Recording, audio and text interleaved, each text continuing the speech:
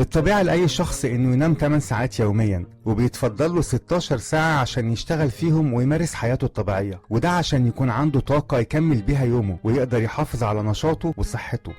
ولو ده مش بيحصل فبيكون ليه على المدى البعيد أثر سلبي على الصحة العامة والسلامة العقلية لأي شخص وفي أي مرحلة عمرية. وبدراسة منشورة على موقع ميديا كي بعنوان إدمان السوشيال ميديا بتقول إن حاليا متوسط استخدام السوشيال ميديا هو من 3 ل 4 ساعات يوميا، سواء كان فيسبوك، انستجرام، تويتر، سناب شات، يوتيوب أو تيك توك.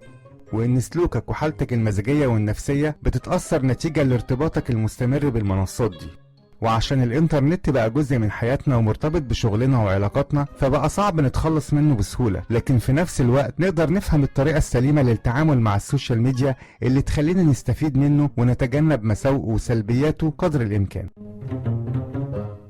أول حاجة، ابعد عن المقارنة. الناس على السوشيال ميديا مش بتبين إلا الجانب المشرق بس من حياتها، لأن هو ده الشكل اللي عايزين يظهروا بيه قدامك، فتشوفهم دايما وهم فرحانين وبيرقصوا، أو بتشوفهم هم بيتمرنوا في صالات الجيم، أو هم بيجربوا أكلة جديدة في أفخم المطاعم، فتبدأ تقارن نفسك بيهم وتبدأ تسأل نفسك، هو أنا ليه مش زي الناس دي؟ هو أنا بس اللي تعبان وبعاني في حياتي لوحدي؟ وتسيب نفسك للحزن والحسرة يتملكوا منك، فتكون النتيجة إنك تتحول لشخص محبط ناقم على حياته مليان طاقة سلبية. عشان كده لازم تفهم إنك مش بتشوف إلا جزء بسيط من جانب افتراضي لحياة الناس، وإن الجزء ده مش بيعبر عن حقيقة حياتهم. وأكيد الناس دي برضو عندهم مشاكلهم ومعاناتهم اللي مش بتشوفها ولا تعرف عنها حاجة، ولا هم يقدروا يقولوها لك. تاني حاجة، ما تحكمش على الناس على السوشيال ميديا. اللي عايز يقول حاجة بيقولها، سواء كان كذب أو افتراء أو ادعاء باطل أو تشهير بأي حد، وده عشان مفيش مواجهة حقيقية، وإن كل الآراء بتتكتب بس من طرف واحد. يعني محدش واقف قدامي هيرد عليا أو يكذبني أو حتى يدافع عن نفسه، فبكتب اللي أنا عايزه وانقل أي أخبار حتى لو كنت أجهل مصدرها أو إني أفهم حتى إيه الغرض منها. وفي النهاية أنا وإنت نقرأ الكلام ونصدقه وننشره، والنتيجة تضليل وتدليس أنا وإنت شاركنا فيه من غير ما نحس. ما تصدقش أي حاجة تسمعها أو تقراها غير لما تتأكد من حقيقتها، خصوصا لو كانت حاجة تمس سمعة ناس تانية. وخلي بالك من كلامك، لأنك هتتحاسب على كل حرف كتبته بإيدك وتسببت في أذية حد.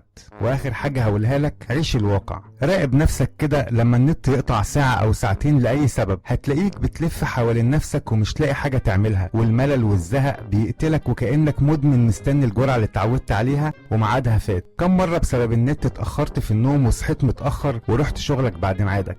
كم مرة حاجات مهمة كنت المفروض تعملها وما عملتهاش بسبب انك دخلت في دوامة النت ومعرفتش تخرج منها؟ كم مرة اخوك، اختك، والدك، والدتك احتاجوا يتكلموا معاك او انك تساعدهم في حاجة بس انت ما كنتش فاضلهم؟ كم مرة عدت قدامك لحظات جميلة ما تتعوضش وانت كنت غرقان في لعبة بتلعبها او شات مع اصحابك وما شفتهاش؟ لازم تعرف ان حياتك اغلى من انك تضيعها قدام شاشة موبايل، وان كل يوم بيعدي من غير ما تستمتع بحياتك الحقيقية مع الناس اللي بتحبهم ويحبوك هو يوم بينقص من عمرك ويضيع ببلاش.